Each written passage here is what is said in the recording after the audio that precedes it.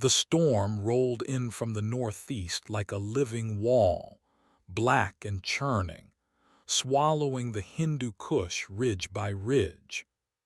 Inside the Tactical Operations Center at Bagram, every screen showed the same nightmare. 8 Navy SEALs pinned in a valley so narrow the satellites could barely see them. Taliban fighters closing from 3 sides, and weather so violent that every rotary asset on the base was grounded. The mission commander stood with his hands flat on the table, staring at the red icons that represented his men, watching them blink like dying stars. 42 minutes ago, the team had called for immediate air support. 41 minutes ago, he'd started making the calls that would end his career if he was wrong. Now, a single green icon moved across the display, threading through mountain passes that should have torn any aircraft apart, and everyone in the room was holding their breath. The A-10 Thunderbolt II emerged from the cloud bank like something prehistoric, gray paint streaked with rain, wings flexing against wind shear that would have killed most pilots. The aircraft itself looked wounded, panels missing from the left wing root, scoring along the fuselage from previous engagements, one landing gear door hanging at an angle that made the crew chiefs wince when they saw it. But it flew with a predator's certainty, dropping low over terrain that existed in 3 dimensions of impossible, hugging cliff faces, close enough that the turbulence should have been catastrophic. Inside the cockpit, Major Kestrel Vance flew with the kind of precision that came from somewhere beyond training, beyond experience, from some deeper place where grief and purpose had fused into something unbreakable. Her hands moved across the controls with minimal motion, her eyes tracking the terrain through the heads-up display, while her mind calculated angles, weapon trajectories, and the exact moment when she'd commit to the run that would either save those men or add her name to the memorial wall. The radio crackled with the SEAL team leader's voice, controlled but tight with the sound of someone who knew exactly how close death was standing. Any station, Reaper 6, troops in contact, heavy fire from multiple positions. We are Winchester on anti-armor, requesting immediate CAS grid follows.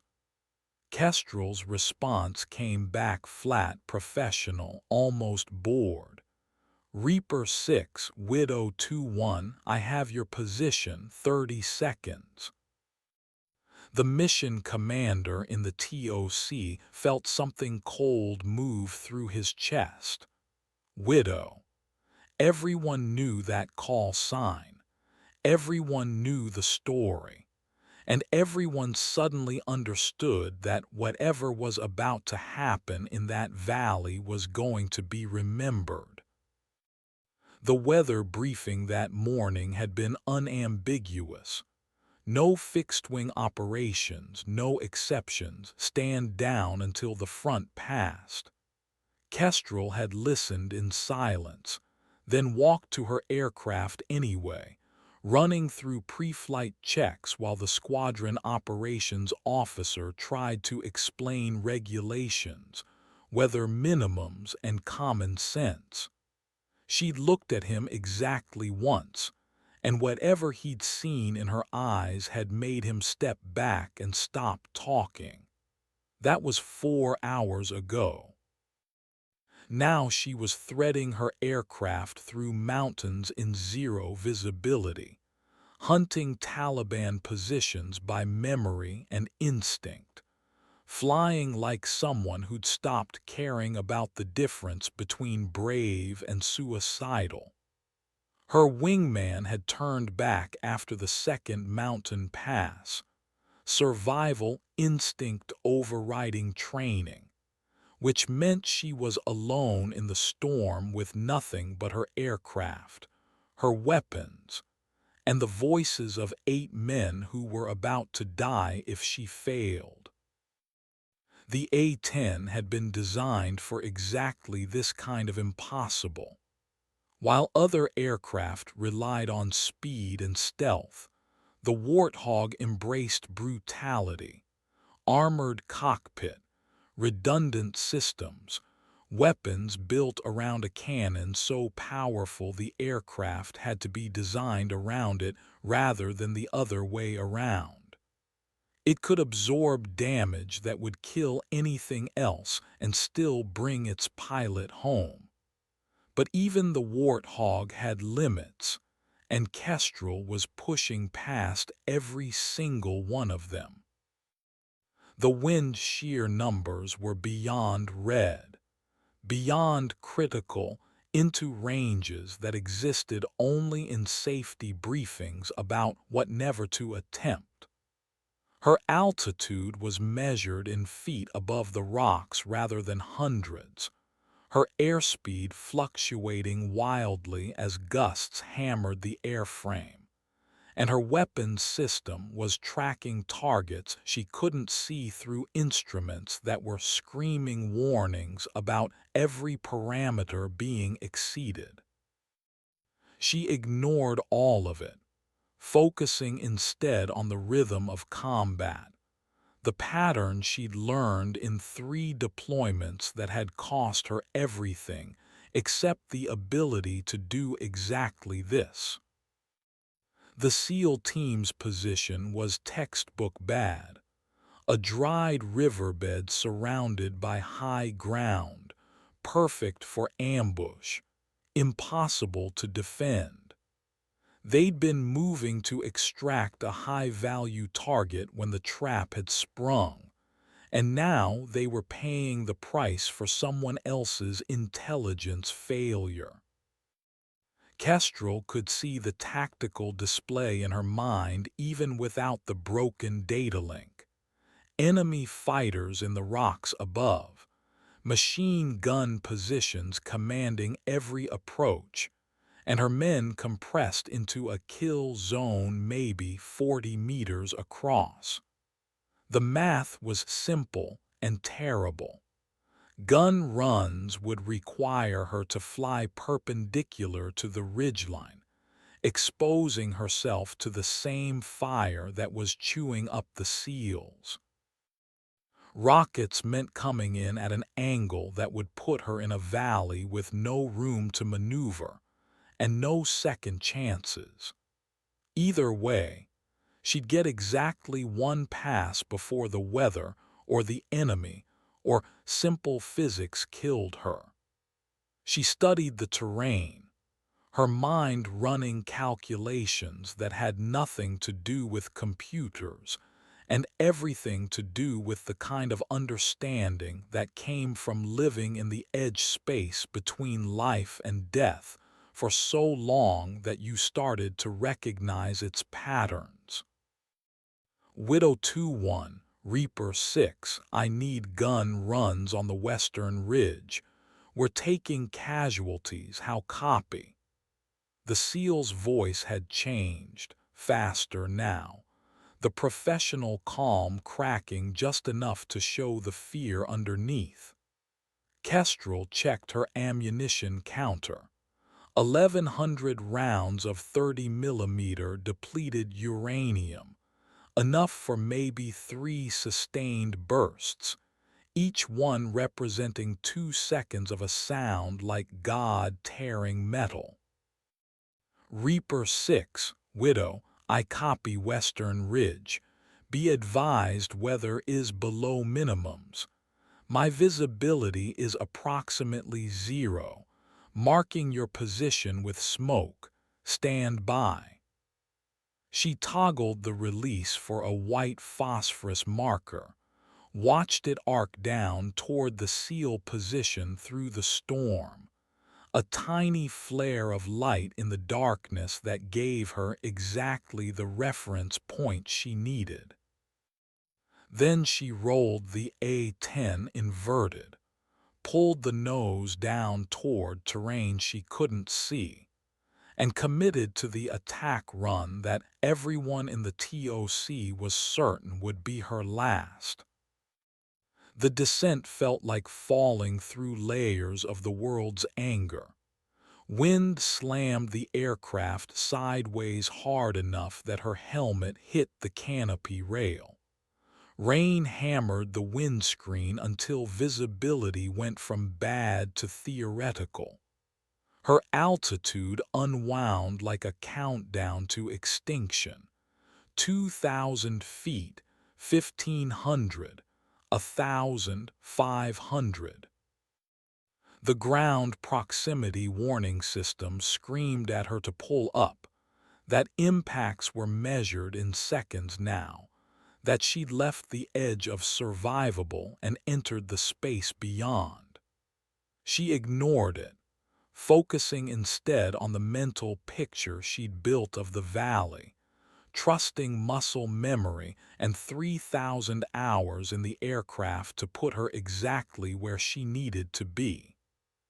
At 200 feet, she rolled wings level and saw the ridgeline emerge from the storm like a breaking wave. Muzzle flashes strobed in the darkness where the Taliban positions marked themselves with their own fire. Bright points scattered along the rocks like malevolent stars.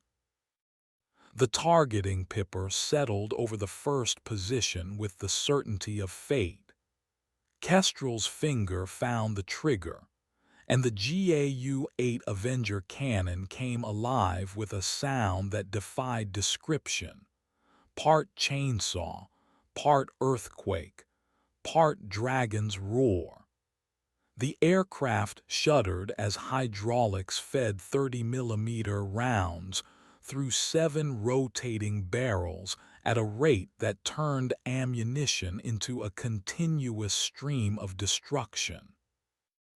Each round was the size of a milk bottle, weighted with depleted uranium dense enough to punch through armor, and they arrived downrange at 3,700 feet per second, in a concentration that erased everything in a 10-meter circle.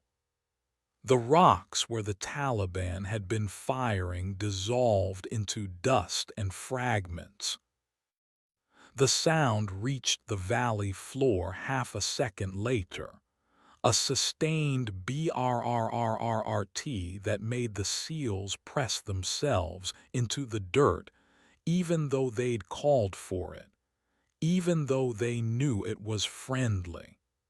Nothing that made that sound should exist in the same world as living things.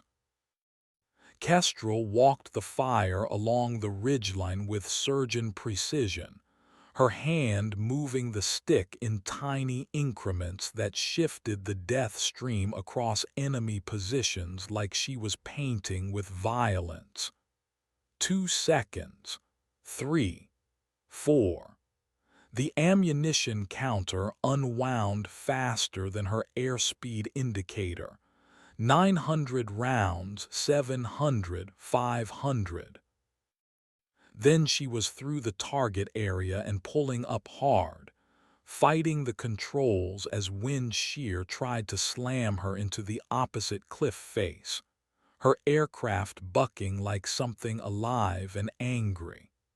The SEAL team leader's voice came through with a different quality now, something beyond relief, beyond professional gratitude, touched with the kind of awe that came from watching someone do the impossible. Widow 2-1, Reaper 6, those positions are neutralized. I say again, neutralized. That was danger close. How copy?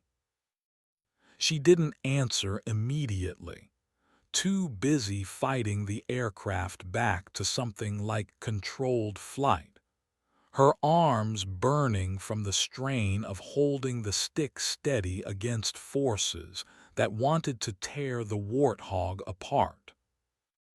When she finally keyed the radio, her voice carried the same flat professional tone, like she just completed a training exercise instead of threading her aircraft through weather that had grounded everyone else to deliver precision fire in zero visibility at altitudes measured in statistical impossibility. Reaper 6, Widow, I copy neutralized, re-attacking from the south, 30 seconds. In the TOC, the mission commander closed his eyes and said a prayer to a god he'd stopped believing in 3 wars ago. On the ground, the SEALs used those 30 seconds to adjust positions, call for ammunition status, and wonder exactly what kind of pilot they'd just witnessed. The second run came from an angle that made the first look cautious. Kestrel brought the A-10 in from the south following the valley floor, so low that her passage stirred dust from the rocks below. Her airspeed pushed to the edge of controllability because speed was life, and she'd already spent most of her margin on the first attack. The Taliban fighters who'd survived were smarter now, holding fire until the last second, waiting to see if the aircraft would expose itself. They didn't understand that Kestrel wasn't trying to survive. She was trying to kill every single person who'd shot at her SEALs, and survival was something she'd worry about later if there was a later to worry about.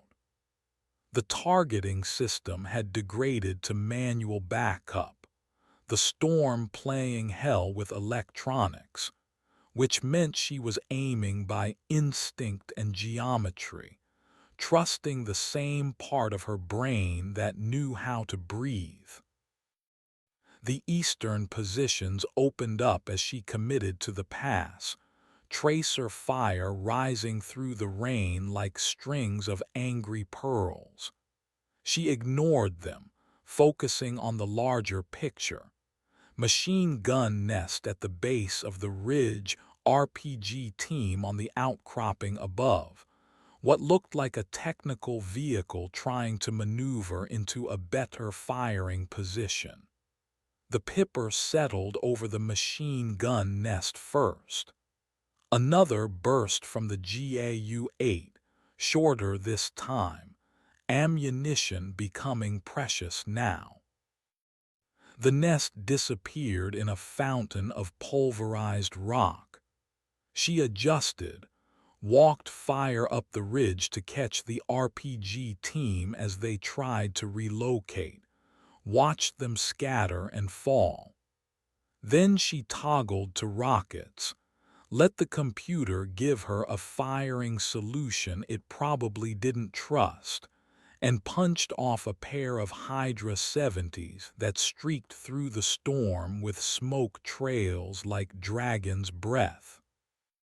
The technical vehicle tried to dodge, proved that physics had opinions about sudden acceleration on loose scree, and caught both rockets in a fireball that lit the valley for 3 full seconds. Widow Reaper 6, you are cleared hot on all remaining positions. We are pushing east. We have the initiative now, I say again, we have initiative.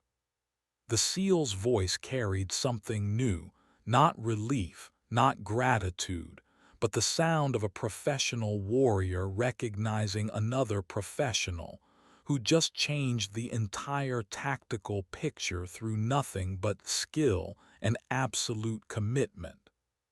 Kestrel was already setting up the third pass, her ammunition counter showing numbers that meant hard choices were coming soon. 140 rounds of 30 millimeter, 4 rockets, whatever fuel remained after flying through mountain, whether that should have killed her 3 times already. She ran calculations that had nothing to do with training manuals and everything to do with the question that had lived in her chest since the day the casualty notification team had knocked on her door. How much damage could one pilot do before the universe collected what it was owed? The answer, it turned out, was considerable.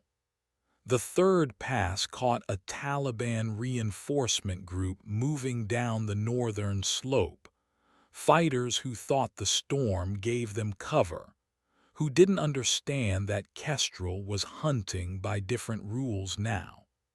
She caught them in the open, delivered a burst that lasted exactly 1.3 seconds, and turned a squad into a tactical problem for whoever had to explain the loss.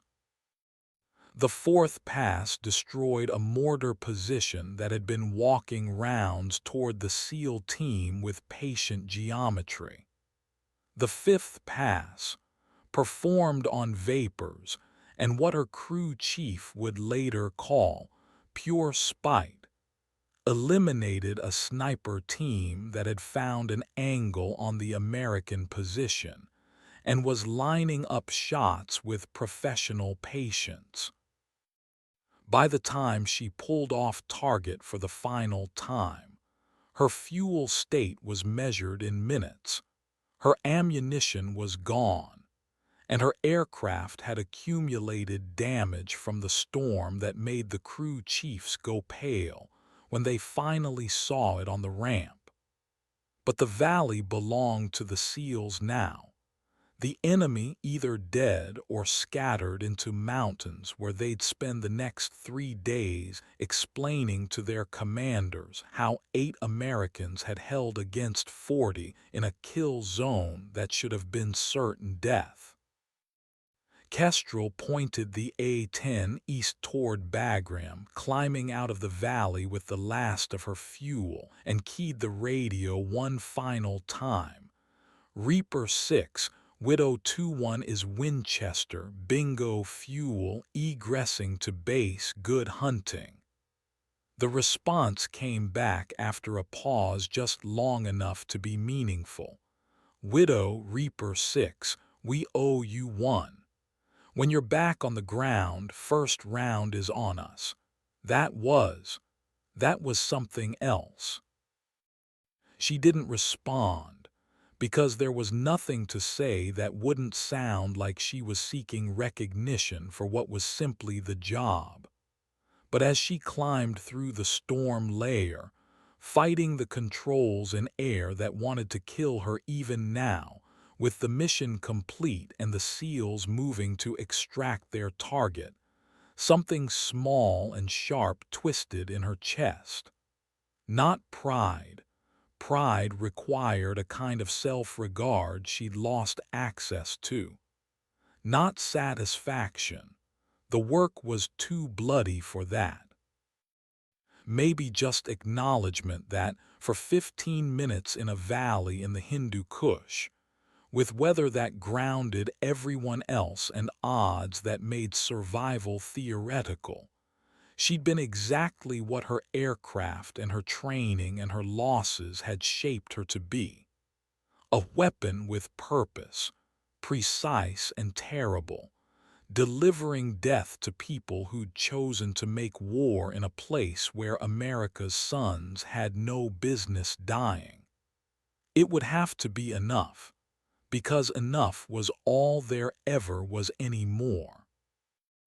The landing at Bagram happened in visibility so poor that the tower controller asked twice if she was certain she wanted to attempt the approach. She didn't dignify the question with a response, just flew the instruments with the same precision she'd brought to every other impossible thing that day, touched down with a crosswind that had the whole flight line holding their breath, and taxied to her parking spot with hydraulic fluid streaming from damaged lines and one main tire shredded down to the cords. When she finally shut down the engines and climbed out of the cockpit, the crew chief took one look at the aircraft and started making a list of damage that would take 3 days to repair. The operations officer who'd tried to stop her that morning was waiting on the ramp, his face carefully neutral, holding a message form that he didn't hand her until she'd removed her helmet. "The SEALs want to know your name," he said quietly. "The team leader has been asking, says he wants to buy you that drink personally." Kestrel studied the message form without reading it, then looked past the officer toward the mountains where the storm was finally breaking apart into individual weather cells. The afternoon light was coming through in shafts that looked almost biblical, gold and amber touching peaks that had nearly killed her. "Tell him the call sign is enough," she said finally. "Names don't matter anymore. Only the work matters." She handed the form back and walked toward the operations building, leaving the officer standing on the ramp with the kind of questions that had no good answers. Because how did you explain to someone that the pilot who just saved 8 SEALs through flying that defied every safety regulation had died 3 years ago along with her husband? And what flew the missions now was something else entirely. Competent, professional, and emptied of everything except the ability to deliver precision violence in defense of people who still had futures to fight for. The story would have ended there maybe, if the SEALs had been content to leave it alone. But special operations communities were small, and word traveled fast about pilots who did impossible things. And within 48 hours, the story had spread through every forward operating base in theater. The A-10 driver who'd flown through grounded weather to save a team pinned in the valley, who delivered gun runs in zero visibility at altitudes that shouldn't exist, who'd fought the aircraft and the storm and the enemy all at once, and come out the other side with 8 Americans still breathing. The call sign, "Widow," took on weight beyond its original meaning, became shorthand for someone who flew like they had nothing left to lose because, in the most important ways, they didn't. Other pilots heard the story and felt something complicated, respect mixed with discomfort, because Kestrel's flying existed in spaces that no sane aviator wanted to visit, where capability merged with fatalism in ways that produced results but offered no roadmap anyone should follow. 3 days later, the SEAL team leader showed up at the A-10 squadron anyway, carrying a bottle of bourbon that had probably cost someone's paycheck and refusing to leave, until someone introduced him to the pilot he knew only as Widow 21.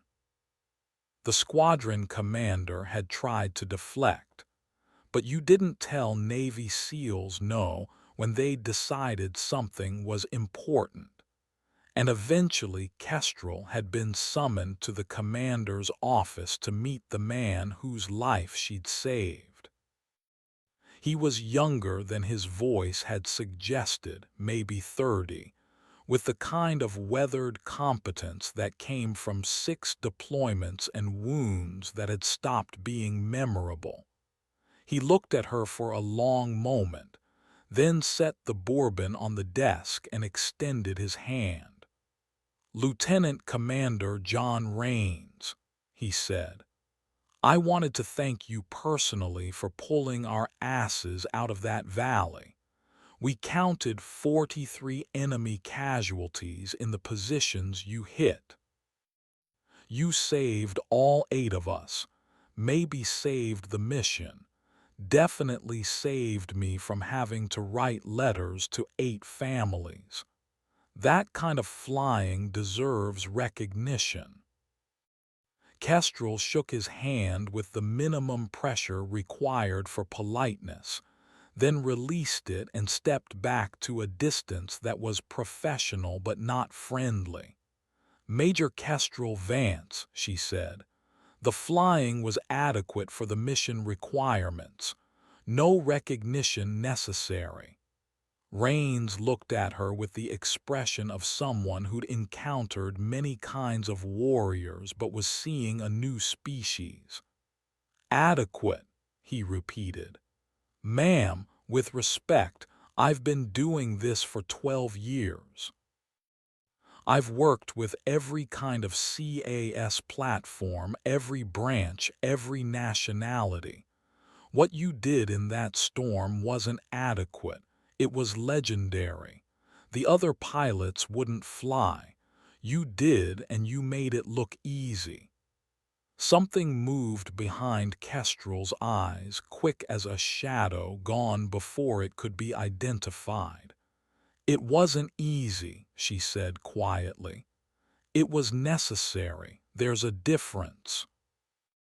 The squadron commander, sensing the conversation was heading somewhere uncomfortable, intervened with the smooth social skills that got people promoted to command positions.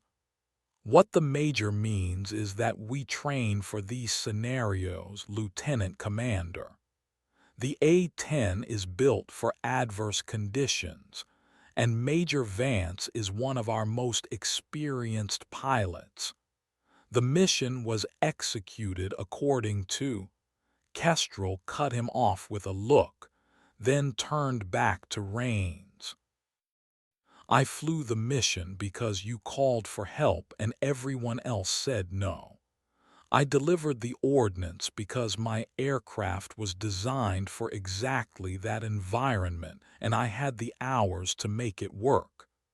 The only thing legendary about it is that the Air Force considers marginal weather and terrain masking to be edge cases instead of standard operations.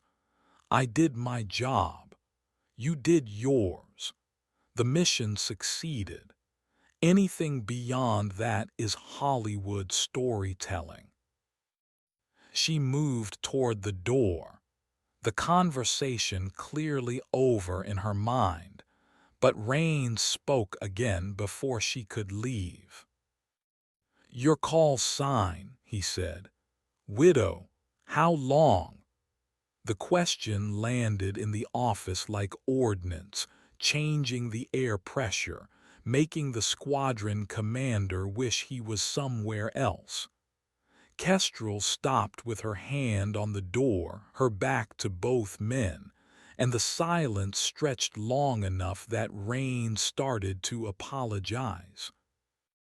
Then she spoke, her voice carrying a quality that made clear why she flew the way she did, why she'd threaded her aircraft through storm weather that grounded everyone else, why she'd committed to gun runs at altitudes where mistakes meant instant death.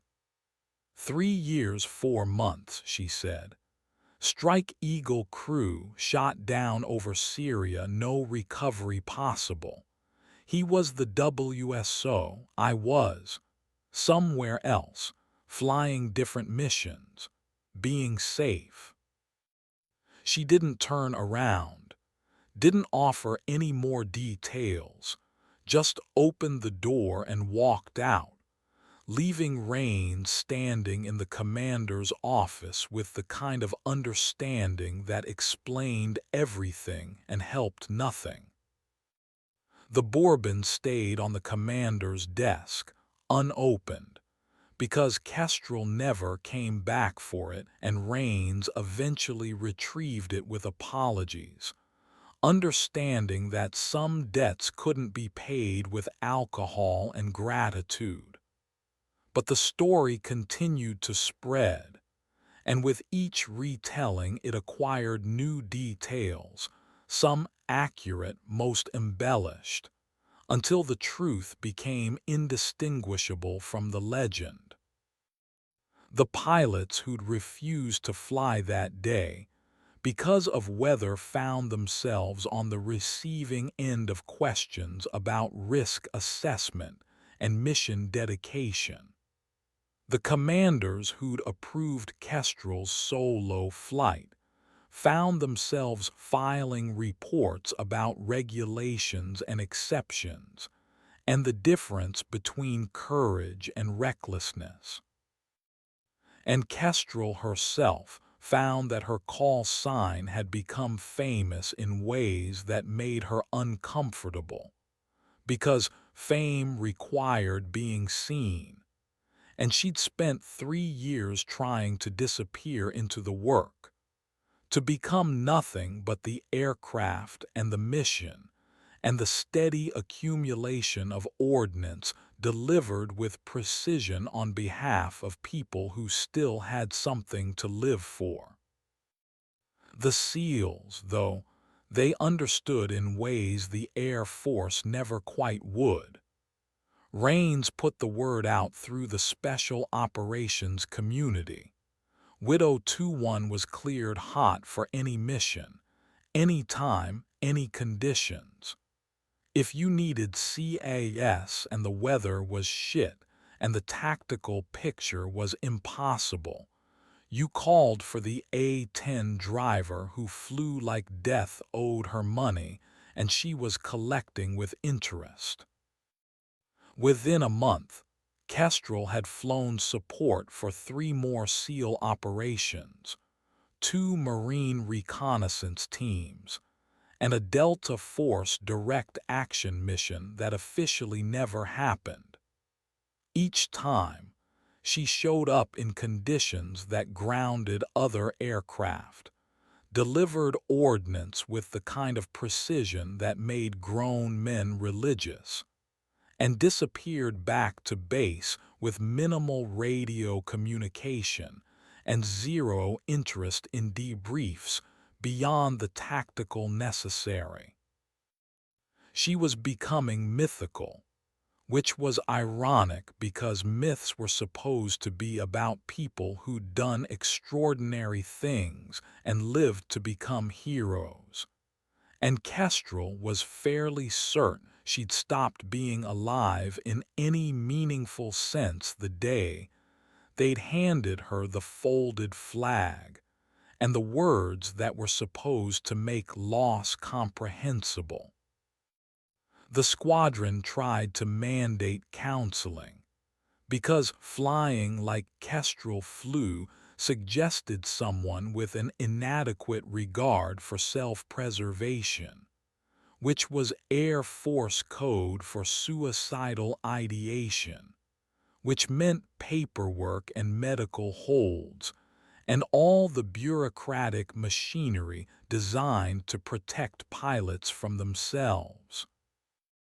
She sat through exactly 1 session with a psychologist who had 2 deployments and a master's degree, and no possible framework for understanding someone who'd transformed grief into a kind of combat excellence that existed beyond normal parameters. "Do you have thoughts of self-harm, Major?" the psychologist had asked, running through the checklist with professional thoroughness. Kestrel had considered the question seriously, because she tried to be honest even when honesty was complicated. "No," she'd said finally. I have thoughts of mission completion. If the mission requires flying through conditions that might kill me, that's a tactical consideration, not a psychological one. I assess the risks, I assess my capabilities, and I make decisions based on what the mission requires. The fact that I'm willing to accept higher risk than other pilots isn't suicidal ideation. It's operational flexibility. The psychologist had written something in her notes that Kestrel couldn't see, then asked the follow-up question that was supposed to reveal underlying pathology. And if the mission didn't require it, if you could accomplish the objective with less risk, would you?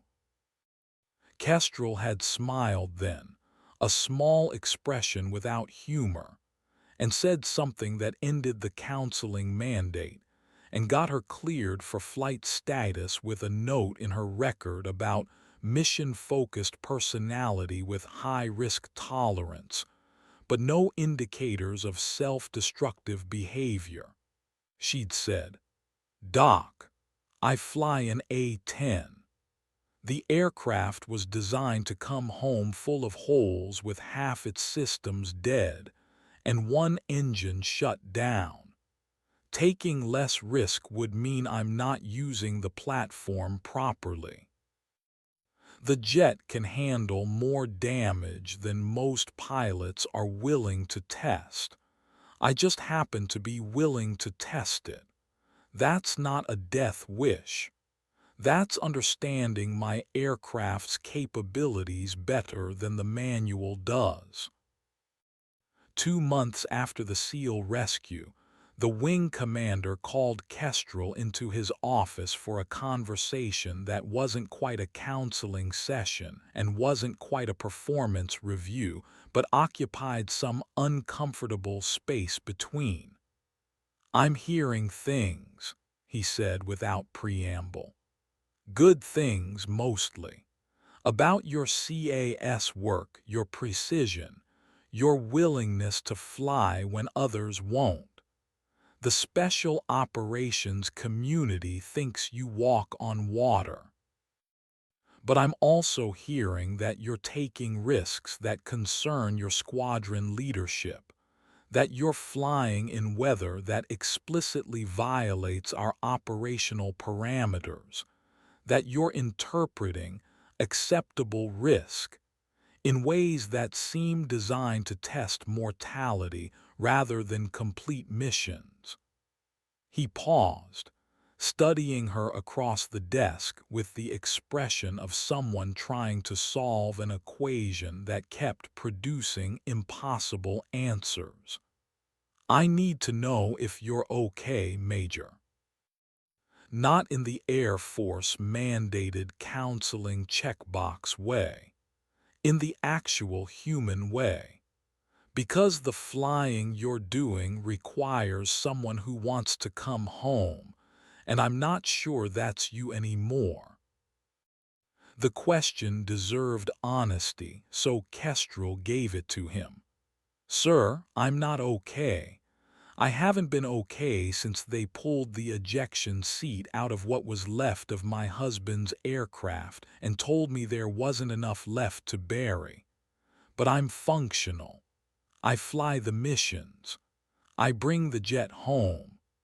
I put ordnance on target with acceptable circular error probable. My performance metrics are in the top 15% of the squadron.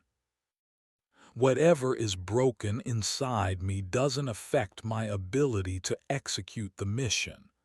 It might actually improve it, because I can make decisions about risk and survival without the normal cognitive biases that make people hesitate." She met his eyes directly, making sure he understood she wasn't being dramatic or seeking sympathy, just stating facts about operational reality. "You asked if I want to come home. Honestly, sir, I don't care. What I want is to keep SEALs from dying in valleys when the weather is bad. What I want is to deliver gun runs that give Marines room to maneuver. What I want is to use this aircraft and my skills to kill people who are trying to kill Americans. And if that mission profile happens to overlap with flying that other pilots won't attempt, that's not a bug in my psychology. That's a feature of my operational effectiveness. The wing commander sat with that for a long moment, running calculations of his own about leadership responsibility and combat effectiveness, and the moral calculus of how you handled a pilot who was brilliant and broken in equal measure. Finally, he said, "I'm not going to ground you. You're too effective, and frankly, we need pilots who can do what you do. But I am going to assign you a battle buddy, someone who flies your wing, someone who can tell me if you're crossing the line from brave to reckless. And I'm going to mandate that you take leave after this deployment ends. Real leave, not the kind where you hang around base and volunteer for every alert scramble. You need time to figure out if you're at war with the enemy or at war with yourself, because one of those is sustainable and the other isn't." Kestrel nodded, accepting the terms because arguing would be pointless and refusing would be career-ending. But both of them knew the fundamental truth. She'd stopped being at war with anything external. The war now was about whether each mission would be the one where physics finally caught up with fatalism, and whether that outcome would be tragedy or simply completion of a story that had really ended 3 years ago in the wreckage of an F-15E over Syria. The battle buddy turned out to be a captain named Rivera, who'd been flying A-10s for 7 years and had enough hours to be competent but not enough confidence to be dangerous. He was professional, skilled, and possessed the kind of healthy survival instinct that made him perfect for the assignment. If Kestrel started doing something genuinely suicidal, Rivera would call it out and refuse to follow, which would either snap her back to reality or provide the documentation needed to ground her permanently. They flew together for 3 weeks, a dozen missions ranging from routine combat patrols to close air support for ground units making contact with enemy forces. Rivera watched her work with the focus of someone studying a master class in combat aviation, absorbing the techniques she used for terrain masking, the way she managed fuel to extend station time, the geometry she applied to weapons delivery that squeezed extra effectiveness from every burst and rocket. He also watched for signs that she was courting death, and found exactly none. Just a pilot who flew with precision at the edge of the aircraft's capabilities, because that's where the edge lived, and she'd long ago decided that edges were where she belonged. "You're not crazy," Rivera said after a mission where they'd supported a fire base that came under mortar attack, delivering ordnance that silenced the enemy tubes before they could adjust fire. They were in the debrief room, going through the gun camera footage, marking hits and assessing damage. "Everyone said you fly like someone with a death wish, but that's not what I'm seeing. You fly like someone who understands exactly how much capability the A-10 has and refuses to leave any of it unused. It's actually kind of beautiful in a terrifying way. Kestrel looked at him then, really looked, seeing past the rank and the assignment to the pilot underneath. The aircraft can take more damage than most pilots will test, she said. It can fly slower, lower, and uglier than anything else in the inventory. Those capabilities are useless if pilots are too afraid to use them. I'm not afraid anymore. Maybe I should be, but I'm not. So I use what the aircraft offers, all of it. And sometimes that looks crazy to people who still think survival is the primary mission objective. Rivera processed that, then asked the question that was probably outside his battle buddy mandate but seemed important anyway. What is the primary mission objective, if not survival? Kestrel turned back to the gun camera footage, watching the 30mm impacts walk across the mortar position frame by frame, each explosion a small flower of destruction blooming in digital gray. Making sure other people survive, she said quietly. The guys on the ground, the ones calling for help, the ones who have families waiting for them and futures that haven't been canceled yet. They survive. That's the mission. Everything else is just tactics and fuel calculations. She stood up, ending the debrief, and walked out, leaving Rivera sitting in the room with footage of combat and the growing understanding that he hadn't been assigned as Kestrel's battle buddy. He'd been assigned as her witness, to document the kind of pilot she'd become, and to tell the story accurately when the ending finally came, whatever form that ending took. The deployment wound down through the slow decompression of combat operations, transitioning to advise and assist missions. Fewer calls for immediate air support. More time spent orbiting empty sectors of sky waiting for contacts that never materialized.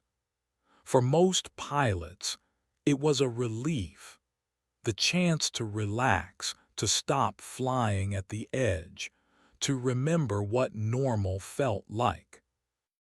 For Kestrel, it was just time to fill between missions, empty hours spent in the gym or studying intelligence briefings, or doing the 1,000 small maintenance tasks that kept an A-10 combat ready.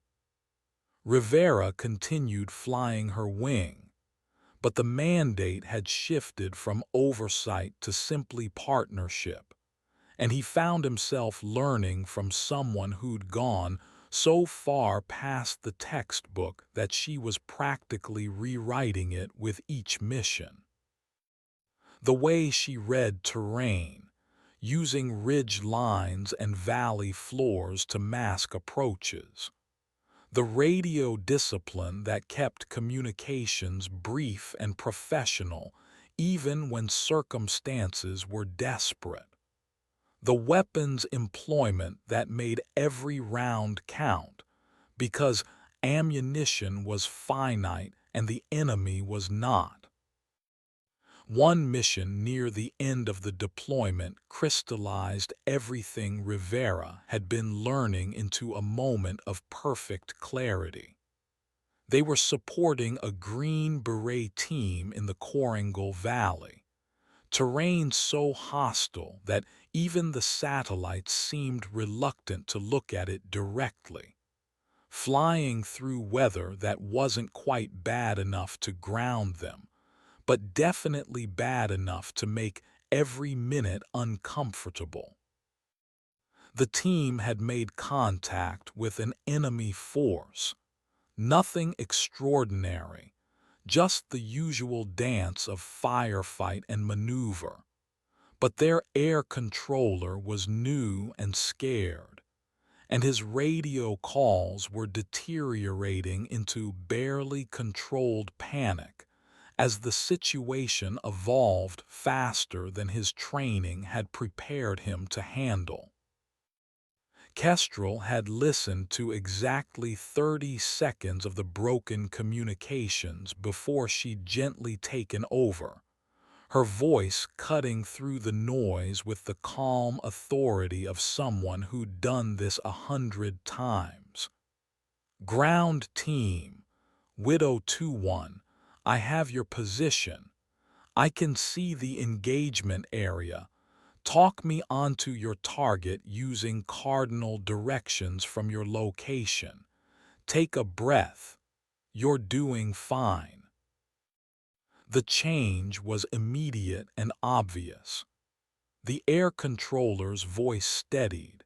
His communications became professional again, and the tactical picture clarified as he walked Kestrel onto the enemy position using simple, clear directions. She delivered a gun run that suppressed the enemy fire long enough for the Green Berets to maneuver, then repositioned for a second pass that eliminated the threat entirely, all while maintaining the radio presence that kept the air controller functioning effectively. It was masterful combat aviation, but more than that, it was leadership. The ability to project competence and calm into chaos in a way that elevated everyone's performance. Rivera had watched it happen and understood something that the wing commander had probably known all along. Kestrel wasn't broken. She was forged. Grief had taken someone who was already an excellent pilot and compressed them under pressure that would have destroyed most people. And what emerged was something rare and valuable and absolutely uninterested in being normal ever again. After they landed, Rivera said something he'd been building toward for weeks. I'm going to recommend they end the Battle Buddy program. Not because you don't need oversight, but because you need something else. A wingman who can keep up with you. Someone who can fly at your level instead of just watching you work. I've learned more in 3 weeks flying with you than I learned in my first 2 years in the aircraft. You're not dangerous to yourself. You're dangerous to the enemy, which is exactly what an A-10 driver is supposed to be. The Air Force should be studying your techniques, not questioning your mental health. Kestrel looked at him for a long moment, and something almost like gratitude crossed her face before she buried it under the professional mask. Thanks, Rivera. You're a good pilot. You'll be a great one if you remember that the aircraft's limitations are broader than the manual suggests. Keep pushing the edges. That's where the mission success lives, in the space between what you're supposed to do and what the jet can actually handle. The deployment ended in the usual way. Awards ceremonies that Kestrel skipped, redeployment briefings she attended with minimum participation, and the long cargo flight back to the home station where everything would be familiar and wrong in equal measure. She took the mandated leave, spent it in a cabin in Montana where there was nothing to do except hike and read and avoid thinking about the future. The silence was supposed to be healing. All the counseling literature said so, but Kestrel found it mostly hollow. Too much space for thoughts that had nowhere productive to go. Too much time to remember the person she'd been before Syria and the person she'd become after, and the vast, unbridgeable gap between them. She returned from leave exactly on schedule, passed the reintegration medical screening with the same perfunctory ease she passed everything else, and reported back to the squadron ready for the next deployment, the next mission, the next opportunity to fly the A-10 in anger against people who needed killing. But something had shifted in the bureaucratic machinery of Air Force personnel. Someone, probably the wing commander, possibly Rivera, maybe even one of the SEAL teams she'd supported, had written something in her file that triggered attention at levels above squadron command. 3 days after her return from leave, she received orders to report to Nellis Air Force Base for a temporary assignment as a CAS instructor at the weapons school, teaching the next generation of A-10 pilots how to employ the aircraft in the most demanding combat scenarios. It was an honor, technically. Weapons school instructor was a career milestone that marked you as among the best in your aircraft. It was also a prison, because it meant months or years teaching instead of flying combat missions, passing knowledge to others instead of using it herself. The orders were professionally worded and impossible to refuse, and Kestrel read them with the growing understanding that someone had decided she was too valuable to risk in combat and too dangerous to ground entirely. So they'd found a middle path that would preserve her expertise while removing her from the immediate danger that characterized her mission profile. She reported to Nellis on the specified date, met with the weapons school commandant, and received her teaching assignment with the same professional courtesy she applied to everything else.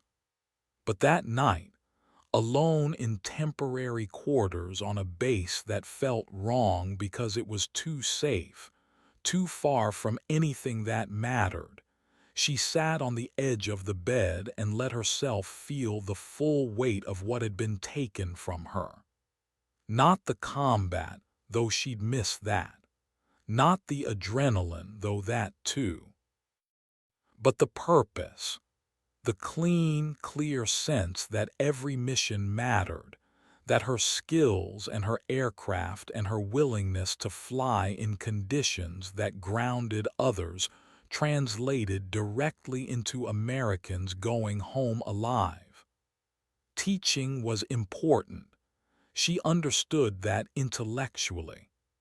Passing knowledge to the next generation, raising the overall competence of the CAS community, improving outcomes across thousands of future missions.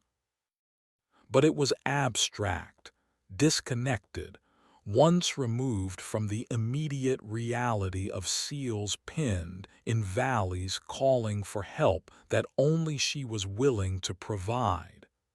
She'd lost her husband to combat 3 years ago.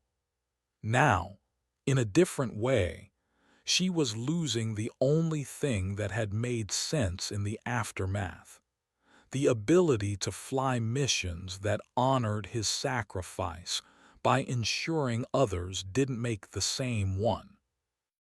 The months at Nellis passed in a blur of classroom instruction and flight demonstrations, teaching eager young pilots the techniques she'd developed for low-altitude CAS, terrain masking approaches, weapons employment in degraded visibility, and all the other skills that existed in the space between doctrine and necessity. She was, by all accounts, an excellent instructor, patient when patience was required, demanding when students needed pushing, and absolutely unwilling to accept mediocre performance when excellence was achievable. Her students absorbed her knowledge like water in desert sand, learning not just the mechanics of flying, but the mindset required to make hard decisions under pressure. But teaching took something from her with each class, some essential reserve of purpose that had kept her functional since Syria, and she found herself becoming hollower, more mechanical, a repository of expertise without the context that made expertise meaningful. 6 months into the assignment, one of her students, a young captain with 2 deployments and good instincts but limited confidence, asked the question that everyone had probably been wondering, but no one had been brave enough to voice. "Ma'am, why did they pull you from combat operations? Everyone says you're the best CAS pilot in the Air Force. Seems like you should be downrange flying missions instead of here teaching us." Kestrel had considered several answers: the bureaucratic truth about personnel rotations and professional development, the diplomatic truth about passing knowledge to the next generation, the harsh truth about Air Force leadership deciding she'd become a liability. She settled on something closer to honesty. "Captain, the Air Force determined that my skills were more valuable in aggregate than in individual missions. One pilot flying great CAS helps dozens of ground teams over a deployment. One pilot teaching hundreds of other pilots to fly better CAS helps thousands of ground teams over a generation. The math makes sense, even if it feels wrong." She'd paused, then added something that probably wasn't in the instructor manual but felt necessary. "That said, if you ever find yourself in a situation where the mission requires flying in conditions that seem impossible, where everyone else says no, but the guys on the ground need help, remember that the aircraft can do more than you think. That capability exists beyond comfort, and that the only unforgivable failure is not trying when trying matters." The student had nodded, absorbing the lesson, and Kestrel had moved on to the next training evolution. But that night, processing the conversation in the quiet of her quarters, she understood that something had changed. Teaching wasn't just passing knowledge anymore. It was a legacy, a way of ensuring that the approach she developed through grief and necessity would outlive her immediate presence in combat aviation. Every student who learned to push the A-10's capabilities a little further, who developed confidence in degraded conditions, who understood that mission success sometimes required accepting risks that made safety officers uncomfortable. Each one was carrying forward something essential. Not her name, which didn't matter. Not her story, which was too personal to share fully. But her methodology, her commitment to using the aircraft's full capability in defense of people who needed it most. The call sign Widow would fade eventually, replaced by other legends and other pilots. But the techniques would persist, embedded in the training pipeline, influencing pilots she'd never meet who would fly missions decades after she was gone.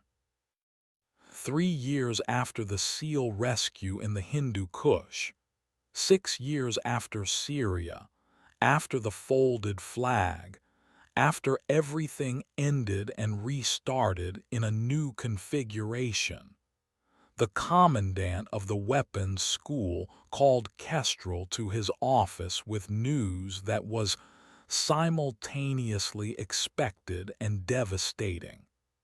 Her temporary assignment was being made permanent. She was being promoted to lieutenant colonel and given command of the A-10 CAS division within the weapons school, responsible for curriculum development and instructor oversight across the entire close air support training enterprise. It was a significant position, recognizing her expertise and leadership capability, and it meant she would never fly combat missions again. The commandant had delivered the news professionally, citing her exceptional performance and the Air Force's need for her specific skill set in the institutional training role. And then he'd paused and said something that suggested he understood more than the official message conveyed. "Colonel, I know this isn't what you wanted. I know teaching feels like exile compared to flying downrange. But what you've built here in 3 years has changed how the Air Force trains CAS pilots. Your students are in theater right now, flying missions using techniques you taught them, and they're coming home. More of them are coming home than before because you made them better. That matters. It might not feel like it matters as much as pulling triggers yourself, but it does." Kestrel had accepted the promotion and the position because there was no alternative except resignation. And resignation would mean abandoning the only connection she still had to the work that gave structure to the emptiness. But accepting didn't mean agreeing, and that night she drove out into the Nevada desert, parked on a ridge overlooking Nellies, and watched aircraft take off into the darkness. F-16s and F-15s and the occasional A-10, each one carrying pilots who'd learned their trade through incremental steps that included, however distantly, the curriculum she'd helped reshape. The lights looked like stars falling upward, brief and bright against the darkness, and Kestrel wondered if this was what legacy looked like. Not the dramatic individual heroism she delivered in the Hindu Kush, but the quiet accumulation of better-trained pilots making better decisions across thousands of missions she'd never see. It should have been enough. The rational part of her understood that the math favored institutional impact over individual capability. But the part of her that had been forged in grief and refined through combat missed the immediate, visceral reality of ordnance on target, of SEALs calling her by call sign, of knowing with absolute certainty that her actions in the last 15 minutes had kept specific people alive who would otherwise be dead. The years that followed established patterns that would define the rest of her career. Command positions focused on training and doctrine development. Occasional flights to maintain currency, but nothing that qualified as combat. And the slow accumulation of recognition from a community that understood what she'd accomplished, even if it felt distant from the work that had defined her. She became Colonel Vance in official contexts, though the pilots who'd flown with her in Afghanistan still used widow, with a reverence that made the younger generation curious about the stories. Those stories had grown with time, embellished and expanded until they barely resembled the actual missions, but their core remained true. A pilot who'd flown when others wouldn't, who delivered precision violence in conditions that should have been impossible, who'd saved lives through capability and commitment that existed beyond normal parameters. The legend became teaching tool, invoked by instructors when students needed to understand that excellence required pushing past comfortable limits, that the aircraft's capabilities exceeded most pilots' willingness to test them, and that mission success sometimes demanded accepting risks that couldn't be justified in peacetime briefings. Rivera, her former battle buddy, was one of many who carried the lessons forward into their own teaching.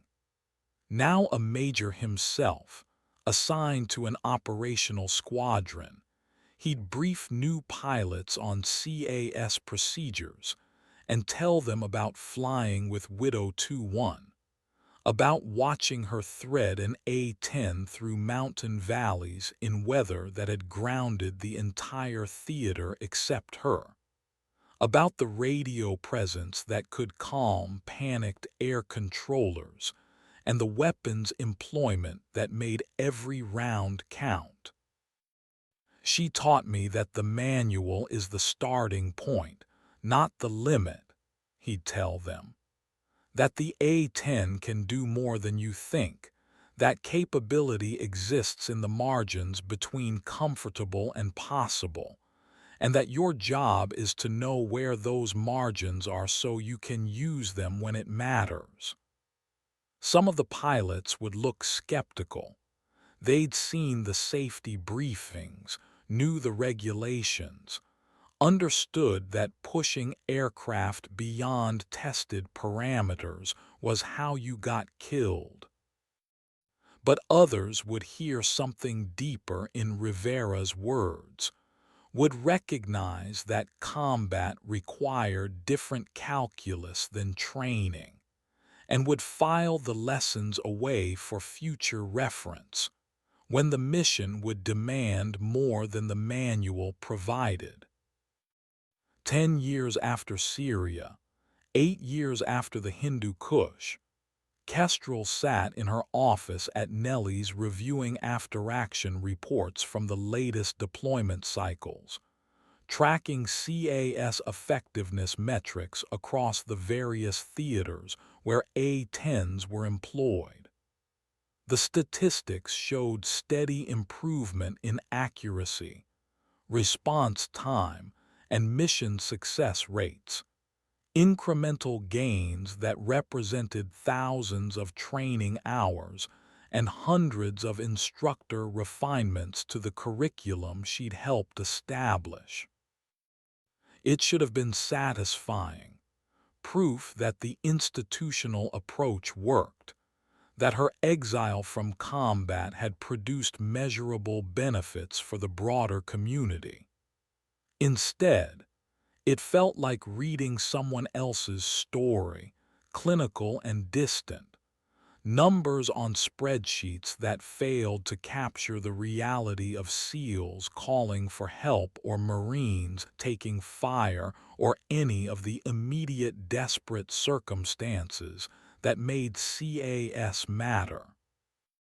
She'd become successful by every official metric, risen to positions of significant responsibility, and lost access to the only thing that had made the days since Syria bearable: the ability to fly missions that translated directly into people going home alive. Her phone rang, breaking the spiral of thoughts that never led anywhere productive. The call was from the operations desk with a message that managed to be both routine and remarkable. A Navy SEAL team conducting training operations in the ranges north of Nellis had requested an experienced CAS platform for a complex scenario involving multiple objective raids and dynamic targeting. They'd specifically asked for Colonel Vance if she was available and current in the aircraft. The request had come through unusual channels, bypassing the normal training scheduling, and carried endorsement from someone senior enough that the operations desk wasn't inclined to refuse. Kestrel felt something shift in her chest, some small crack in the numbness that had been accumulating for years. She checked her flight currency, technically current barely, on the basis of monthly proficiency flights that maintained basic skills but weren't combat. Then she called the operations desk back and accepted the mission, knowing it violated several informal understandings about colonels not flying training missions when there were lieutenant colonels and majors available to do it, and not caring because, for the first time in years, something felt right. The brief with the SEAL team happened in a secure facility that required clearances Kestrel hadn't used in months, and when she walked into the planning room, she recognized the team leader immediately. Older now, with a few more lines and gray beginning at his temples, but unmistakably Lieutenant Commander John Rains, the operator she'd saved in the Hindu Kush 8 years earlier. He looked up from the map table, smiled with recognition, and said, "Colonel Vance, or should I still call you Widow?" Kestrel shook his hand, feeling the years compress into something more immediate. "Rains, heard you made commander. Congratulations. Call me whatever works for your team." He nodded, then gestured at the map where the exercise scenario was laid out: multiple buildings representing enemy compounds, time constraints requiring rapid transition between objectives, and opposition forces that would be played by actual Marines who didn't plan to make anything easy. "We're running the new guys through advanced CAS integration," he said, "teaching them how to work with fixed-wing when the tactical picture is complicated. But honestly, I also wanted them to see how it's supposed to look when the pilot really knows their job. Wanted them to meet the pilot who saved my team, so they understand what right looks like." The flight itself was nothing like combat. Blue skies instead of storms, training ranges instead of hostile territory, exercise constraints instead of actual violence. But the fundamentals remained identical: SEALs calling for support with professional brevity, Kestrel delivering simulated ordnance on target marks with precision that made the controller's job easy. The dance of coordination between air and ground that turned separate capabilities into combined effects. She flew the profile with the same attention she'd brought to real missions, treating the exercise as if it mattered, because for the SEALs learning their trade it did matter. These repetitions would build muscle memory that might save their lives in future deployments where the mistakes weren't theoretical. After the third successful strike, Raines's voice came over the radio with something beyond professional assessment. "Widow, Reaper 6, I'm watching your gun camera footage with the new guys. There." Impressed is not the right word. Maybe intimidated is closer. That was textbook employment, better than textbook. Exactly what I wanted them to see. After the mission, after the debriefs and the handshakes and the photos that the SEALs wanted for their team room, Raines walked Kestrel back toward her truck in the parking lot and asked the question she'd been expecting. "How are you doing?" Really doing, not the official answer. Kestrel looked out toward the flight line, where A-10s were cycling through their training missions, aircraft and pilots moving through the routines that prepared them for the reality she no longer accessed. "I'm fine," she said, then caught herself and offered something closer to truth. "I'm functional. The teaching is important. The institutional work matters. Every rational metric says I'm in the right job doing the right work. But I miss it, Raines. I miss knowing that today's flight kept specific people alive. I miss the immediacy of the mission, the clarity of the work. Teaching is." She paused, searching for words that wouldn't sound like ingratitude. "Teaching is important, but it's also abstract. Removed. Once removed from the thing that matters." Raines nodded, understanding in ways that only people who'd done the actual work could understand. "The guys you saved that day in the Cush," he said. "3 of them are still operating. 2 got out, started families, doing well. All 5 talk about the pilot who flew through that storm when everyone else said it was impossible. Your mission had ripple effects, Colonel. Those guys have been on maybe 50 operations since then, saved maybe 500 local nationals, killed maybe 1,000 enemy fighters. You didn't just save 8 SEALs. You saved everyone they've saved since." The math was supposed to be comforting. Legacy measured in extended consequences rather than immediate actions. Kestrel recognized the wisdom in it, the way that single mission had generated effects that continued to compound across years and operations. But wisdom didn't change the fundamental truth.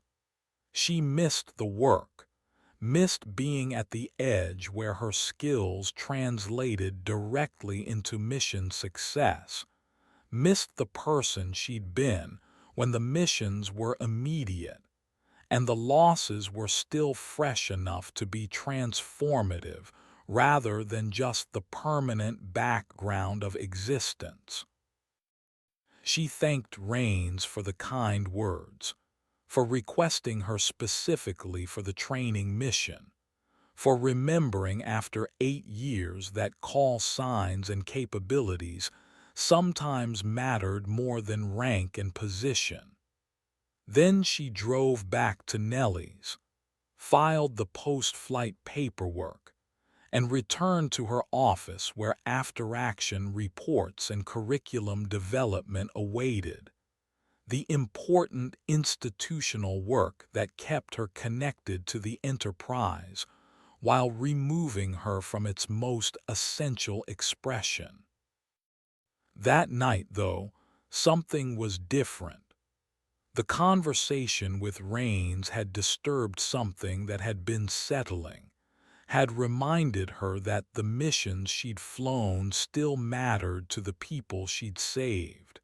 That widow was more than just a call sign from a painful past. It was a promise that when everything was impossible and everyone else said no, there was at least one pilot who'd say yes and make it work.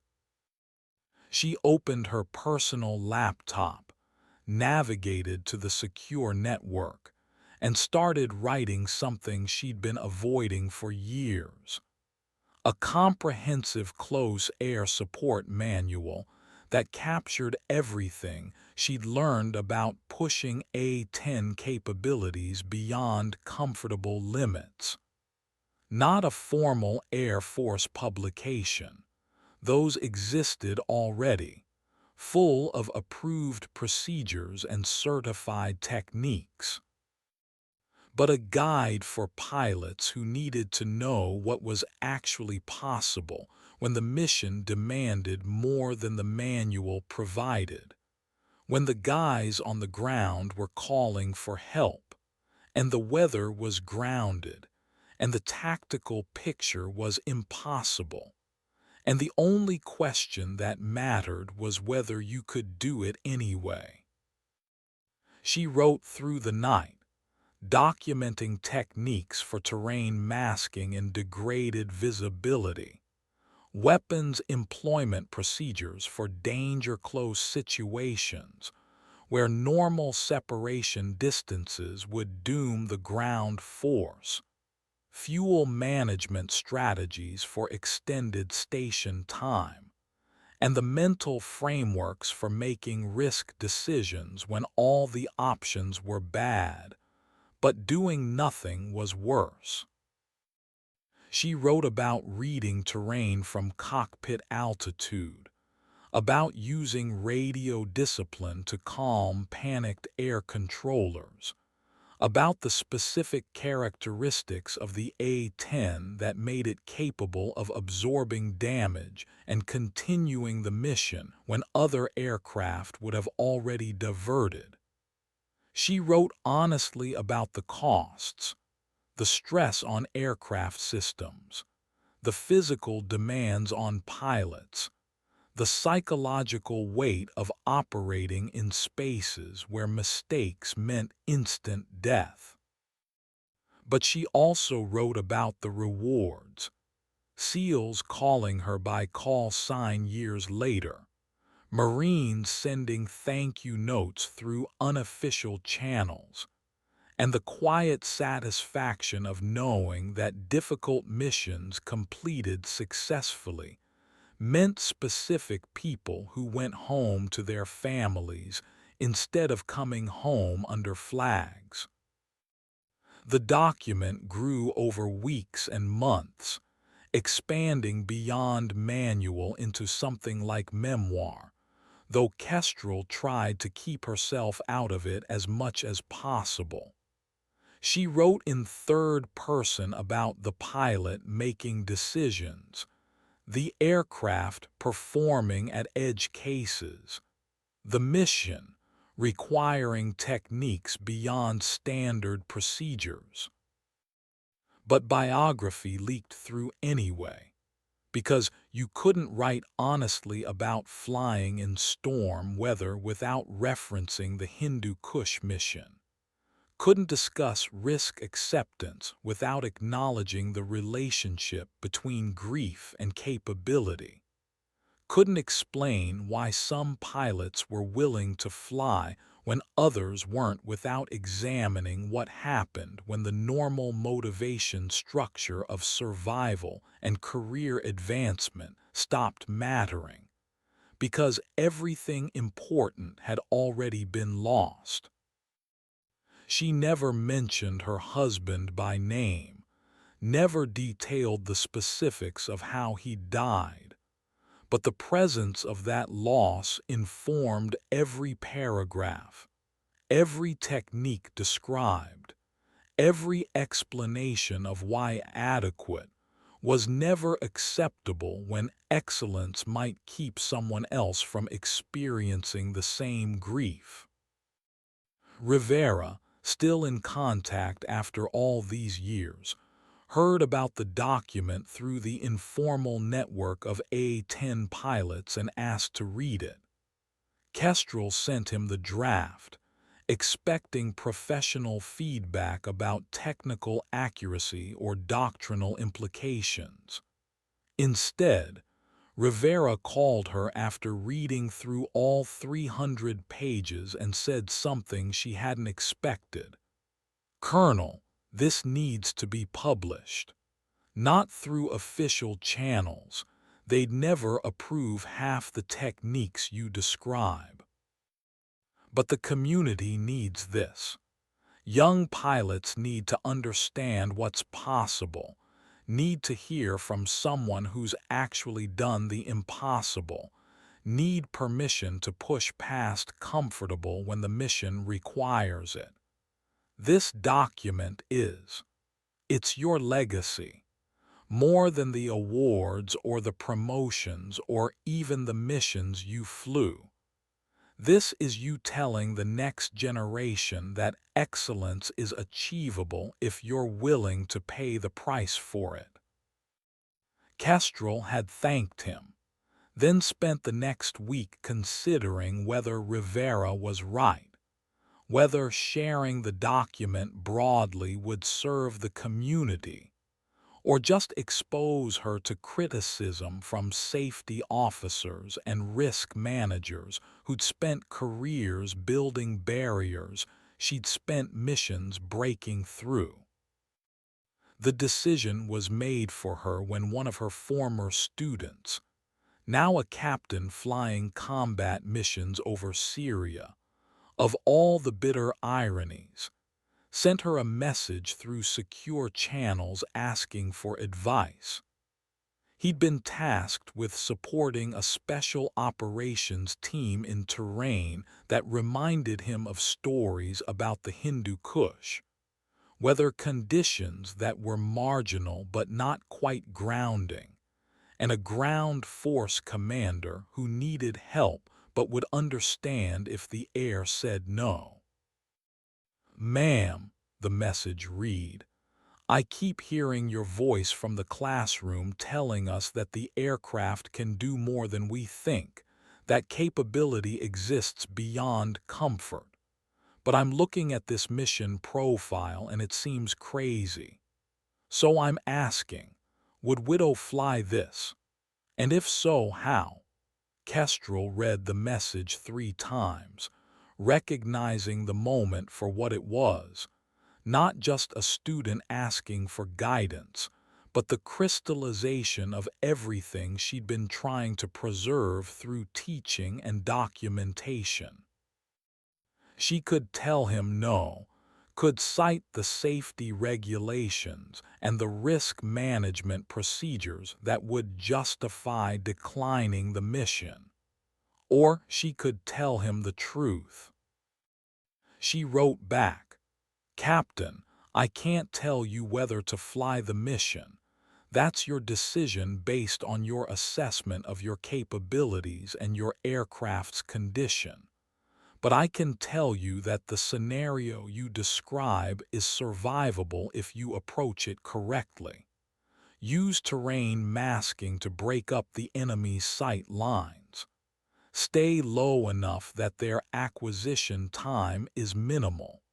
Trust your instruments when visibility degrades. Remember that the A-10 was built for exactly this kind of impossible. And most importantly, understand that if you say yes, you own the outcome completely, the success if you pull it off, the consequences if you don't. The guys on the ground can't make this decision for you. Your commander can't make it for you. Only you can assess whether your skills and your aircraft match the requirement. But don't say no because you're afraid. Say no only if you genuinely can't do it. There's a difference. She attached selected excerpts from her manual. The sections on low-altitude CAS in degraded visibility, the techniques for weapons employment when targets were danger close to friendly forces, the mental frameworks for risk assessment under pressure. 3 days later, another message came back. Ma'am, mission complete. Team extracted successfully, all personnel accounted for, ordnance on target, aircraft returned with minor damage from small arms fire. It was. It was exactly like you described. Scary but manageable. I kept hearing your voice telling me the aircraft could handle more than I thought, and you were right. The jet took hits that would have killed most platforms and stayed in the fight. I understand now why they call you Widow, and I understand what you've been trying to teach us. Thank you for giving me permission to be brave when brave was required.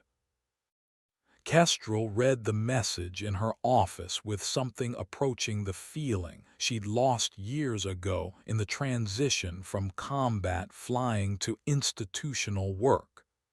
The sense that today's actions had mattered, that her expertise had translated across distance and time to keep people alive, that the legacy she was building was more than abstract curriculum development, and actually touched the immediate reality of missions being flown in hostile territory by pilots who needed to know what was possible. She made the decision then. The manual would be shared, quietly and unofficially, through the network of A-10 pilots who'd understand its value, even if the institutional Air Force would never formally endorse it. Rivera helped with distribution, sending copies to squadron weapons officers and flight commanders, who could be trusted to pass it to pilots who needed the knowledge, without generating the kind of official attention that would force uncomfortable conversations about approved procedures versus effective techniques. Within 6 months, the Widow Manual had achieved underground fame in the A-10 community, not officially acknowledged, never referenced in formal training, but present in squadron bars and deployed locations, wherever pilots gathered to talk honestly about the work. It became the document you gave to new wingmen when they needed to understand that textbook procedures were starting points rather than limits. The reference you cited when mission requirements exceeded comfortable parameters. The permission structure for excellence that existed beyond the official training pipeline. Kestrel learned about its reputation through indirect channels, former students mentioning it in passing, squadron commanders quietly thanking her for providing context that the official curriculum couldn't include, and occasionally messages from pilots she'd never met who'd applied her techniques in combat and wanted her to know that the legacy was continuing. She never sought recognition for it, never promoted it through official channels, never tried to leverage it for career advancement. The manual existed because the community needed it, and that was justification enough. But she couldn't deny the satisfaction of knowing that somewhere in theater, right now, pilots were reading her words and learning that impossible was a relative term, that the A-10 could be pushed further than most people imagined, and that mission success sometimes required accepting risks that made safety officers uncomfortable but kept ground forces alive. It wasn't the same as flying combat missions herself, but it was closer than anything else she'd found to the sense of purpose that had sustained her through the years after Syria. 15 years after the Hindu Kush, 20 years in the Air Force, Kestrel attended a ceremony at Nellie's where they were dedicating a new CAS training facility. The building itself was unremarkable: simulators and classrooms and briefing rooms, the standard infrastructure of institutional training. But the name was not. The Major Riley Vance Close Air Support Training Center, honoring her husband's service and sacrifice. The wing commander gave a speech about legacy and dedication, about how Major Vance had been an exceptional weapons systems officer, whose skill and courage represented the best of Air Force values, and how this training center would ensure that future generations of pilots maintained the excellence he'd embodied. Kestrel stood through the ceremony with appropriate military bearing, shook hands with senior officers who offered condolences that were 15 years too late, and accepted thanks from people who'd never known Riley, but understood that names on buildings were how institutions remembered sacrifice. But after the ceremony, after the formal reception and the obligatory photographs, she walked alone through the new facility, examining the simulator bays and the briefing rooms, and felt the weight of accumulated years pressing down. This was what grief became in institutional contexts: names on buildings, ceremonies with speeches, memorials that honored sacrifice by transforming it into educational infrastructure. It was respectful and well-intentioned, and completely failed to capture the reality of the loss. The way his laugh had sounded, the arguments they'd had about tactics and procedures, the plans they'd made for the life they'd build after the Air Force, all of it erased by surface-to-air missile that neither of them had seen coming until it was too late. The building would train thousands of pilots. It would improve CAS effectiveness across the entire enterprise. It would be Riley's legacy in official terms, his name permanently associated with excellence in close air support. But it wouldn't bring him back, wouldn't undo Syria, wouldn't restore the version of Kestrel who'd existed before the casualty notification team had knocked on her door and ended one story while forcing another to begin. She found Rivera waiting in the parking lot, leaning against his truck with the patient stillness of someone who understood that ceremonies sometimes required decompression time afterward. "Tough day," he said, not making it a question. Kestrel nodded, not trusting her voice for a moment, then managed. 15 years. Sometimes it feels like yesterday. Sometimes it feels like someone else's story. But days like today make it immediate again, force me to remember the person I was before all this, and I don't know if that's helpful or just painful. Rivera pushed off from the truck, came to stand beside her facing toward the mountains that ringed Nellies on all sides. "I think," he said carefully, "that you've been trying to honor his memory by becoming the best possible version of the pilot he knew. By pushing capabilities beyond limits, by refusing to accept adequate when excellence was possible, by building a legacy that ensures his sacrifice translated into better outcomes for everyone who came after. That's not nothing, Colonel. That's actually everything."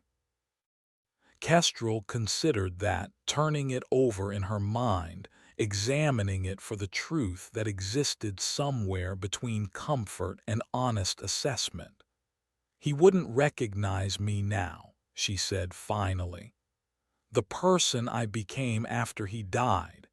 He knew a pilot who was good but played by the rules, who respected safety margins and followed procedures, who thought about career progression and normal things. What I became after Syria, I don't think he'd approve. I think he'd be worried about the flying I did, concerned about the risks I accepted, uncomfortable with how close I came to not caring whether I came home." Rivera shook his head, disagreeing with gentle firmness. He'd recognized the core, the commitment to excellence, the refusal to quit when the mission mattered, the absolute dedication to bringing people home. Those things were always in you. Syria just removed the safety constraints that kept them within comfortable bounds. He'd be proud, Colonel. "I'm certain of that." They stood in silence for a while, watching the sun decline toward the western ranges, painting the sky in colors that reminded Kestrel of every evening in theater when she'd watched from the flight line and wondered if tomorrow would be the day the physics finally caught up with fatalism. "I'm retiring," she said, the words surprising her as much as Rivera. "Not immediately, but soon. Another year, maybe two. I've given 20 years to the Air Force, 15 of them trying to honor Riley's memory by being the best pilot I could manage. But I'm tired, Rivera. Tired of the institutional work that matters but doesn't feel immediate. Tired of teaching when what I want is to fly. Tired of being Colonel Vance when Widow was who I actually was. There's no good way to end this story, no completion that makes sense. So I'm just going to choose an ending and walk away before I become the cautionary tale instead of the legend." Rivera didn't try to talk her out of it, understood that some decisions were made long before they were spoken aloud. "What will you do?" he asked. "After retirement, after the Air Force, after you're not defined by rank and call sign anymore?" Kestrel smiled, small and without much humor. "I have no idea. Maybe write more honestly about the flying, about what it cost and what it meant, about the relationship between grief and capability. Maybe disappear into mountains somewhere and try to remember who I was before the military shaped me into this. Maybe just exist quietly without mission briefs and flight schedules and the constant calculus of risk versus reward. I don't need much anymore. Just silence and sky, and the memory of a time when I knew exactly what I was doing and why it mattered. She turned to face Rivera directly, making sure he understood what she was about to say. But before I go, I need you to promise something. Keep the manual updated. Keep passing the knowledge to pilots who need it. Don't let the techniques fade back into comfortable mediocrity. Riley's building will train pilots in procedures. My manual trains them in capability.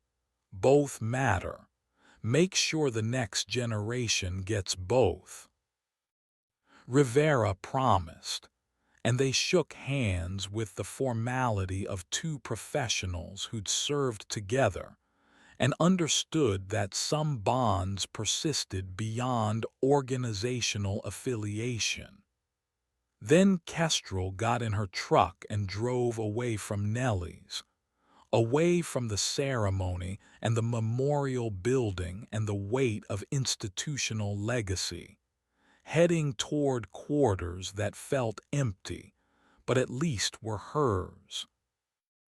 That night she pulled out the folder that held Riley's awards and decorations, the photographs from their wedding and their time together before deployment schedules pulled them different directions, the letters he'd written her from various deployed locations talking about missions and weather, and his hope that someday they'd both be grounded long enough to build the life they kept planning.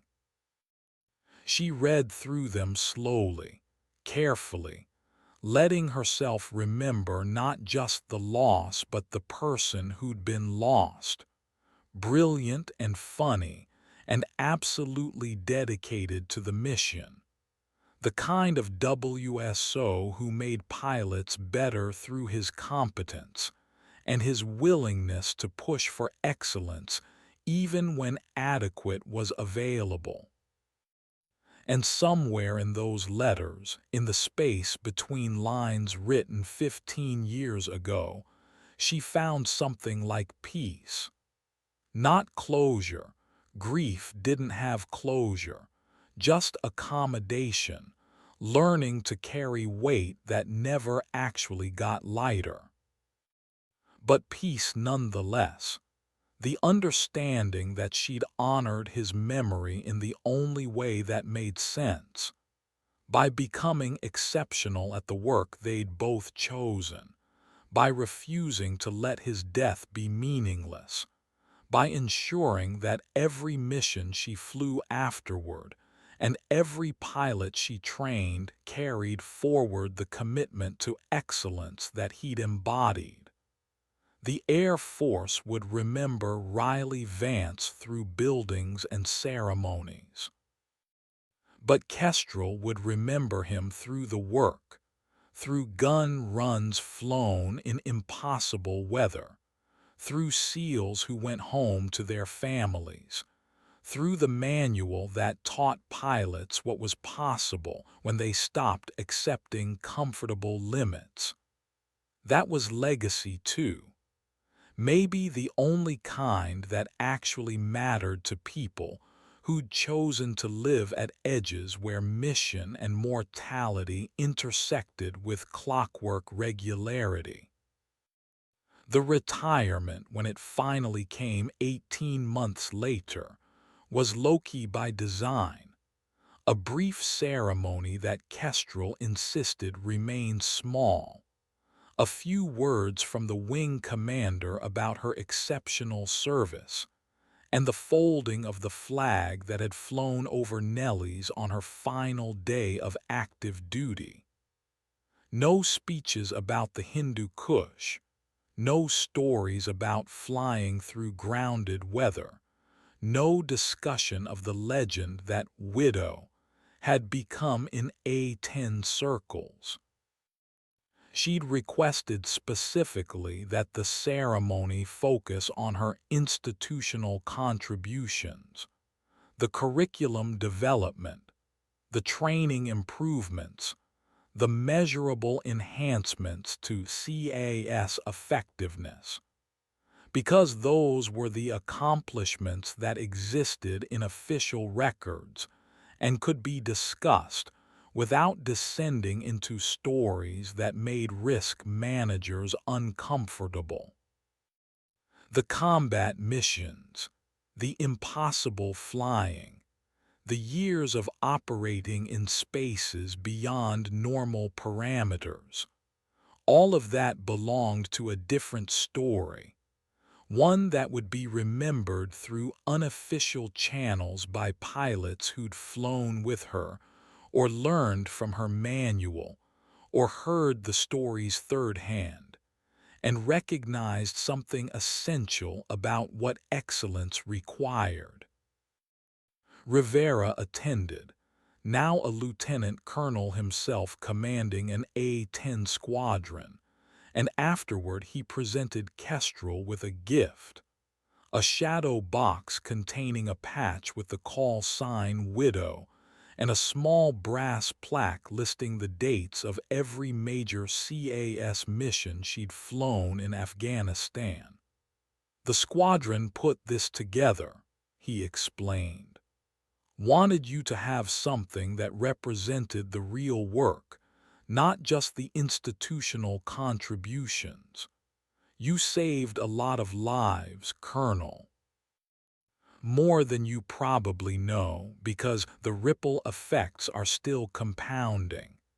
This is from all of us, the pilots who flew with you, the students you taught, the SEALs and Marines and soldiers who went home because you were willing to fly when everyone else said conditions were impossible. Thank you for showing us what right looks like. Kestrel accepted the shadow box, feeling the weight of accumulated missions and memories crystallized into wood and brass, and for just a moment let herself feel the full scope of what had been built across 15 years of flying at edges that most people avoided. The transition to civilian life was disorienting in ways that no separation briefing prepared her for. After 20 years of purpose provided by mission planning and flight schedules, civilian existence felt formless, every day requiring decisions about what mattered and why, without the structure of military hierarchy to provide answers. She bought a small place in Montana, far from flight lines and briefing rooms, where the sky was visible in all directions, and the silence was broken only by wind through the pines and occasional distant aircraft passing overhead on routes that no longer included her. She spent months relearning how to exist without the constant low-level stress of operational readiness, without the calculus of risk and reward that had governed every decision for so long. It was unsettling and necessary in equal measure, the slow unwinding of hypervigilance that had kept her effective in combat, but was poorly suited to civilian peace. The writing helped. She worked on expanding the manual, incorporating lessons from the final years at Nellie's and feedback from pilots who'd used the techniques in theater. But she also started writing something else, not a memoir, because her story was too entwined with classified missions and operational details that couldn't be shared, but a philosophical examination of capability and grief, exploring the relationship between loss and excellence, examining how some people transformed tragedy into a kind of refined competence that existed beyond normal parameters. It was difficult work, requiring honesty about things she'd spent years avoiding thinking about directly. But it felt important, like there was value in articulating the journey from devastation to functionality, to something approaching wholeness, even if wholeness looked different than it had before Syria rewrote the architecture of her life. 2 years into retirement, she received an unexpected visitor. Commander John Rains, retired himself now from the Navy and working in an advisory role with Special Operations Command. He tracked her down through the network of people who stayed connected across service boundaries and showed up at her Montana property with apologies for the intrusion and a request she hadn't seen coming. "They're building a memorial at Fort Campbell," he explained over coffee on her porch, "for air support personnel who were killed in action supporting special operations. Riley's name is being added. They pulled records and found that his aircraft was supporting a SEAL mission when it was hit. The dedication ceremony is in 6 months, and the special operations community wants you there. Not as a formal participant necessarily, but as someone who represents the kind of air support that makes our missions possible. Your presence would mean something, not just to honor your husband, but to represent every pilot who's flown dangerous missions so we could come home." Kestrel's first instinct was refusal. Ceremonies meant visibility, meant being seen and recognized, meant standing in front of people who'd want to know her story when the story was too complicated and too painful to share easily. But Rains was patient, letting her work through the resistance, and eventually she found herself agreeing because refusing would mean Riley's sacrifice was remembered only in abstract terms, names on walls, without the human context that made the loss real. So 6 months later she drove to Fort Campbell, attended a ceremony that was better organized and more meaningful than she'd expected, and stood with other family members while names were read and flags were lowered, and a community that understood the cost of combat aviation in support of ground operations paid tribute to people who'd accepted those costs in service to missions that couldn't be accomplished any other way. After the ceremony, a young Army Ranger approached her hesitantly, clearly unsure about protocol for addressing retired Air Force colonels. "Ma'am," he said, "I wanted to thank you personally. You don't know me, but 3 years ago I was on the ground in Syria, and my platoon took contact in a situation that was going bad fast. The A-10 that came in to support us was flown by a captain who'd been your student at Nellie's. She did things that seemed impossible, flying through weather that should have grounded her, delivering ordnance danger close while taking fire herself, staying on station until we could maneuver to safety. Afterward, she told us she'd learned from someone called Widow that you'd taught her the aircraft could do more than she thought. Because of what you taught her, my entire platoon came home. I just wanted you to know that your teaching saved us. Not just the immediate mission, but the ripple effects of what you passed forward." He paused, then added quietly, "My daughter was born 8 months ago. Without you, without that captain who learned from you, I wouldn't have been there to meet her. So thank you for everything you taught, everything you built, everything you made possible for people you've never met." Kestrel stood on the Fort Campbell grounds with afternoon sun slanting through the trees and felt something shift in the architecture of grief that she'd been carrying since Syria. Not healing. The loss remained, would always remain, a permanent alteration in the structure of her life. But perspective maybe. Understanding that the story didn't end with Riley's death, or even with her own combat flying, but continued forward through every pilot she'd taught, every mission they'd supported, every soldier and Marine and SEAL who'd gone home because somewhere in the chain of influence, her knowledge and techniques had made the crucial difference.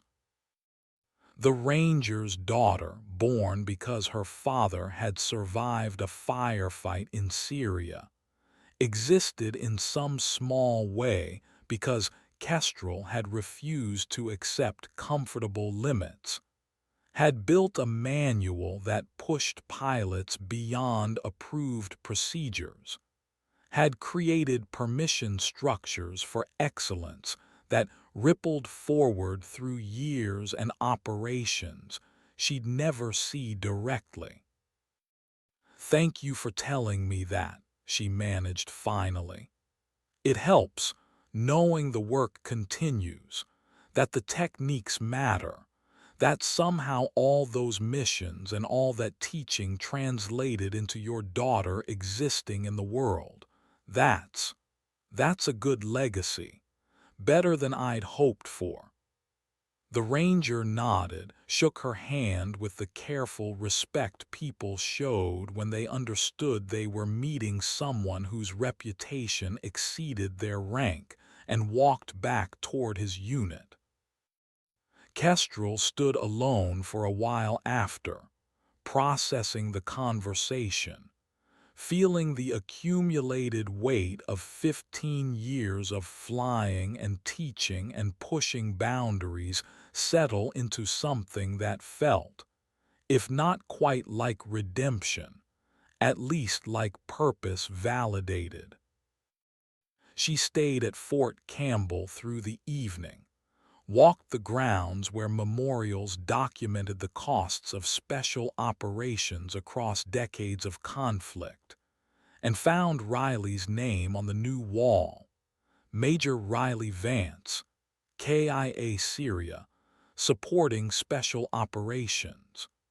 The engraving was simple, just name and date and service, offering no details about who he'd been or what he'd meant to her or the years she'd spent afterward trying to honor his sacrifice by being better than adequate at the shared work they'd chosen.